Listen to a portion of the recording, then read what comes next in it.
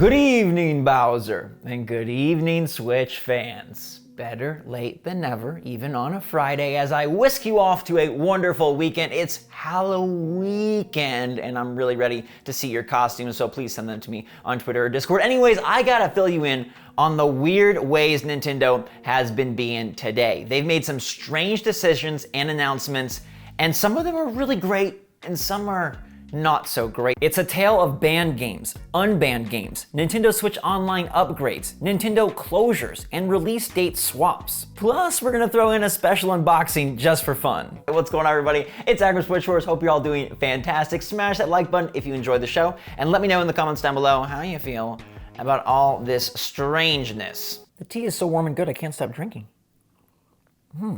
Let's start off with a leak of sorts. All right, this one is a developing story developed from earlier this week. Remember when I told you that Nintendo was making a rare delay?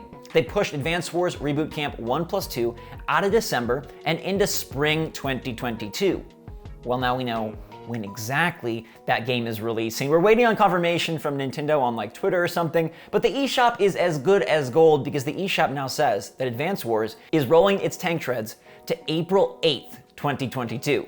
And that fits because it's spring and it's a Friday when Nintendo loves to pop their first party titles. So if you were waiting on some tactical, turn-based, awesome military action with amazing characters, now you gotta budget in for April. Let me know in the comments down below if you plan to pick this one up when it launches in April. We got a very strong start to the year for Nintendo. We know they got Triangle Strategy, Pokemon Legends Arceus, Advance Wars, and I'm sure Splatoon 3 ain't too far behind, so yeah, get your wallets ready. Flipping to the other side of the news is something sad. Nintendo announced today a very rare closure. All right, they decided that they're shuttering their Redwood City, California offices, as well as their Toronto, Canada offices. Now, Redwood City focused on sales and marketing, as well as retail store stuff. So they had like a bunch of plushies, basically. Now, these aren't their main offices, and the reports are that about 100 employees will be displaced. The good news is they're not laying them off. They're just moving them to their main headquarters, which would be Redmond, Washington,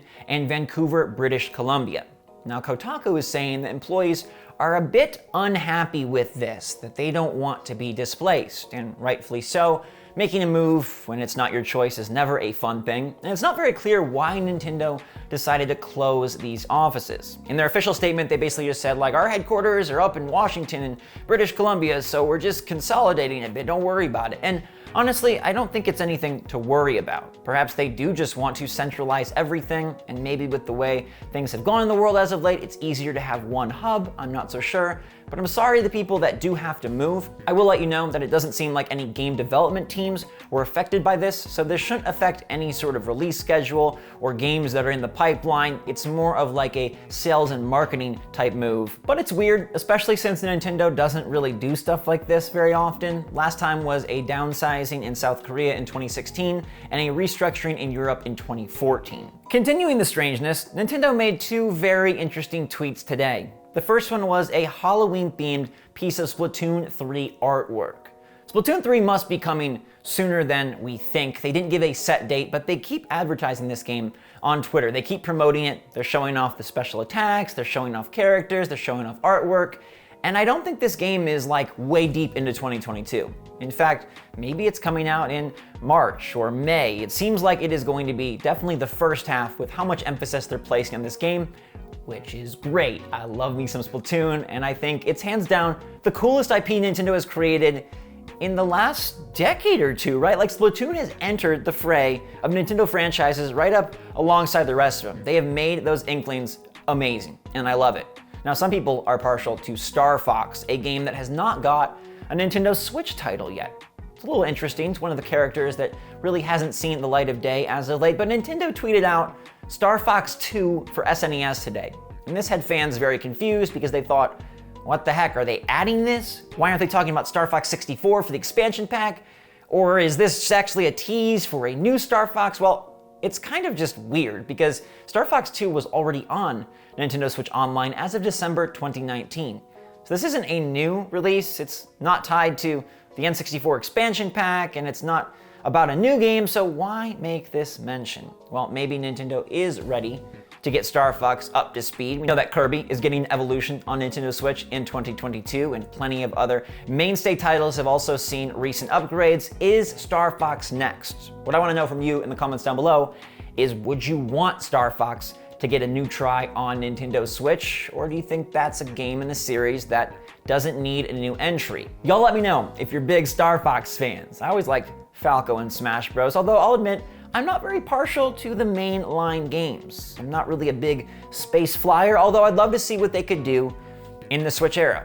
They've flipped many franchises upside down for the better, and so I'm willing to give anything Nintendo wants to try a true chance, and I'm gonna keep my ears up for anything related to that pesky fox. Let's do an unboxing while I talk about this next one, all right? This one is big, and this one is cool, and this one is really exciting. We've talked recently about Germany and how they have a lot of games indexed, effectively banned if they're too violent or inappropriate. Well, apparently GoldenEye 64 was indexed in Germany for a long time, and apparently Nintendo made a request to get this game off the index list, and apparently that request was just granted. Connect the dots, you see what I'm thinking here? Picking up what I'm putting down? GoldenEye 64 might be ready to make a comeback. We know that Nintendo really needs to do something about their expansion pack service. N64 games are a mess, right? There's games that are glitching, there's games with frame rate problems, there's games with sound issues, the online isn't all that awesome, and the catalog, frankly, is quite small. But GoldenEye would really get people fired up, especially with online multiplayer and the ability to go back to the OG N64 controller. This brings back so many memories. Oh my goodness gracious. Pause for a quick second. This is a really fun controller. I mean, it's straight up the N64 controller, right? That's just what it is. And now it can connect to the Switch. You can't stick anything in there. They've covered it up, right? But it does have some new buttons on the back there for you to do all the Switch type stuff. And it comes with a charging cable, but I don't think I'll need to charge this all that often unless they add awesome games. We know Nintendo is trying to be bold, right? They're bringing Banjo-Kazooie. And we've heard from Emily Rogers that Nintendo is trying to work out some deals, and that's part of the reason this service costs so much. GoldenEye 64 would be one of the most golden games you could get on that service, and one of the most fan servicey thing you could do for players frustrated about paying $50. Now, if you're curious, these controllers are currently sold out. They have popped back up one time on Nintendo's official store, so I'd check there, follow them on Twitter. They do post and then they're gone quite quickly. There's a bunch on eBay, but they're super overpriced. And I want to know from you if GoldenEye 64 coming to Switch Online would make the expansion pack seem less overpriced. I don't know why Nintendo would request this to not be indexed in Germany unless they were trying to pump this thing out. And if you remember, we talked about a game before, how it was banned in Germany, Dying Light, and then it was also banned elsewhere because Nintendo, like, their European stuff runs through Germany, and so if it's affected in Germany, it's affected elsewhere. So this really feels to me like Nintendo is making a push to make sure that GoldenEye can get out there to fans and players of the expansion pack and really upgrade this 64 service. I would be pretty darn stoked to pick up the Golden Gun once again in that game. And if they get that one, well, they can just get them all. And now the N64 service is looking better than before, but you gotta do it quick, okay? I still see people just so bummed by this. And now you can download Happy Home Paradise if you're an Animal Crossing player. Preload is available. I grabbed it with my expansion pack pickup. So that's nice, and it's a nice boost, but if you don't play Animal Crossing, it means nothing. So Nintendo, get to work. And I hope your sneaky behavior over in Germany is actually gonna lead to something golden. One more poll for the week. It's the Friday poll. These pop up every evening on the community tab during the week. And today I asked you, are you gonna pick up Nintendo's newest release, Mario Party Superstars? Well, by golly, 41% of you said yeah. A lot of people in the party mood. It's Halloween weekend. Hang out with your family and friends, roll the dice. The reviews are really good. The online seems solid, and those boards are some of the best from my childhood. Plus the graphics, they look real good. I've only had a couple minutes with the game, but I like what I see, and I can't wait to party it up this holiday season. 59% said nah, not picking it up, saving your money for something else. That makes sense. Mario Party ain't for everybody. Plus Pokemon is right around the corner. SMT5 is coming out even sooner. And then next year gonna be crazy. But the best part is we get to share it all together. So thank you so much for being here. This was our 400K week, and you made it so special. You made me feel golden myself, even without GoldenEye. So Thank you from the bottom of my heart. I appreciate all your kind words, all your love, all your support, all of you. Thank you. Stay safe, stay healthy, stay happy, stay positive out there. Until next time, my wonderful friends, SwitchForce out.